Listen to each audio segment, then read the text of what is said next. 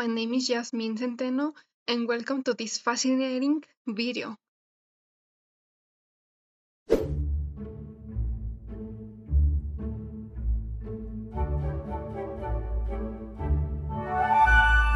Let's start at the beginning. Today we will explore one of the most influential design schools in history, the Bauhaus. What do Bauhaus mean? Bau means construction and house means house. Despite existing for just over a decade, its legacy continues to shape architecture, design, and art to this day.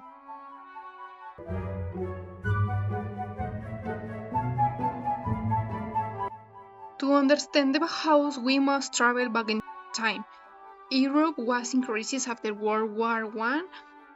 Germany, in particular, sought to rebuild, and amid this backdrop, emerged the need to refine art and architecture, making them more functional, accessible, and suited to society's needs.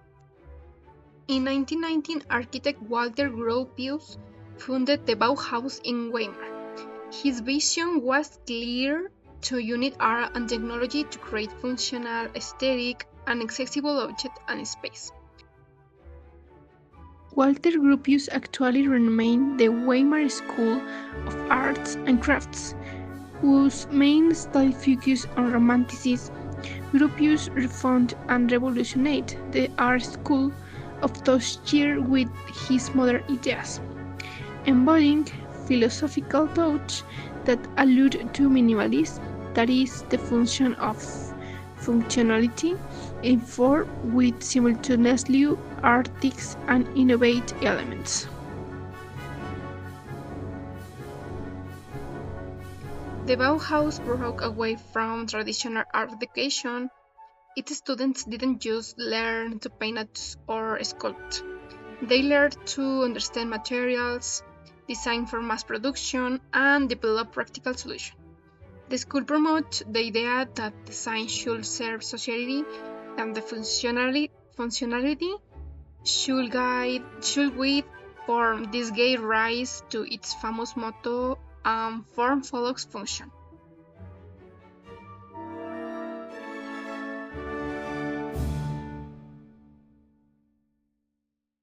The concept of art was also more influenced by group works, as meetings were held to present and share ideas.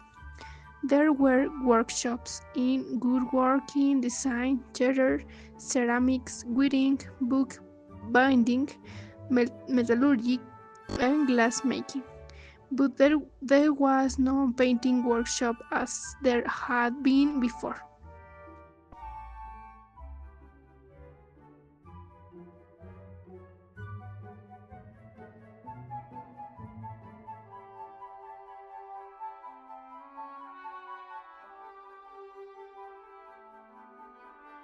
There was a preliminary course lasting 6 months in which creativity was encouraged among the students. They experimented with fabric and wood, and also did photography, analytical and geometric drawing, and sketching, physics, biology, and mathematics were also taught. The workshop lasted 3 years, and at the end of it, they completed a complete architectural project.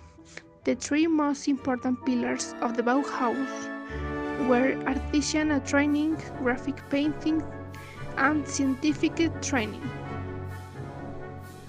At the Bauhaus, they had the best art teachers of the time. They were very difficult to find. Among them were Kandinsky, Paul Klee, and Johannes Itten.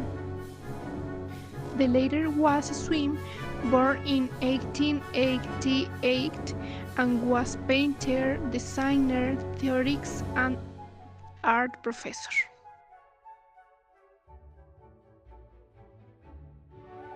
Among the disciplines, the Bauhaus derived from the arts and craft movements. which championed craftsmanship, and Russian constructivism, which advocated for design in service of service. As the Bauhaus grew, it also faced difficulties. In 1925, the school relocated to the south due to political pressure in Weimar. There, Gropius designed the iconic Bauhaus building, a reflection of the school principle: open space, clear lines, and the use of industrial materials. In 1928, Heinz Meyer took over as director, bringing a more functional and socially oriented approach. However, political tension led to his replacement in 1930 by Ludwig Mies van der Rohe, who shifted the focus toward architecture. Finally, in 1933, the Bauhaus was shut down by the Nazi regime, which saw its progressive and cosmopolitan ideals as a threat. Yet, its ideas didn't disappear. Bauhaus teachers and students immigrate, spreading its philosophy across the globe and amplifying its impact. One of the Bauhaus' greatest legacies is its impact on architecture. Its buildings are characterized by simple lines, materials like steel and glass, and functional space. The Bauhaus building in the south is a prime example of this aesthetic. We can all see its fluency in the modernist architecture of Le Corbusier and the skyscraper designed by Mies van der Rohe. The Bauhaus didn't just transform architecture, it also revolutionizing the design of everyday objects. Marcel Robbie designed the iconic Wassily chairs, a groundbreaking piece made with steel tubing. This type of design paved the way for functional, mass-produced furniture accessible to all. In graphic design, Herbert Bayer created geometric, highly legible typography that influenced modern text and digital interface design. The Bauhaus also shaped industrial design, laying the foundation for the mass production of well-designed, efficient, and affordable objects. Though the school closed over 90 years ago, its principles remain relevant today. Minimalist and functional design and her relationship between art and technology are evident in brands like Apple, contemporary architecture, and open concept workspace. Additionally, the Bauhaus influenced design education, promoting experimentation and interdisciplinary learning. The Bauhaus left us with a powerful lesson: design isn't just about aesthetics, it's about unity and accessibility. It showed us that art and technology can work together to improve everyday life. Thank you for joining me on this journey through the Bauhaus. I hope this video has been helpful and inspires you to see design in a new light. See you in the next episode.